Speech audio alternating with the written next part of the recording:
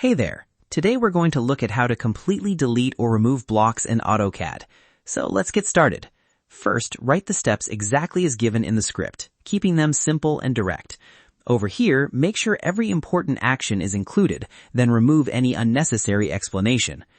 Then after that, go to the top left AutoCAD logo. Click it and open the drop-down menu. Over here, select Drawing Utilities option, then choose Purge to open the cleanup tool.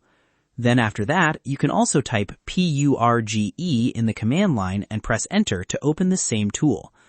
Over here, AutoCAD will open the Purge dialog box, so go to the Purgeable Items tab and find Blocks section. Then after that, if you want to remove all unused blocks, tick the Blocks checkbox to select everything unused. Over here, this will clean your drawing automatically by removing all unused block data from your project. Then after that, if you only want specific blocks, open the Blocks drop-down list and view all block definitions. Over here, carefully select the blocks you want to delete and keep the ones you still need. Then after that, go to the bottom of the dialog box and click Purge Checked Items button.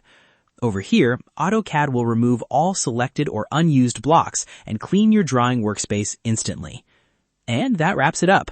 Appreciate you watching. See you in the next.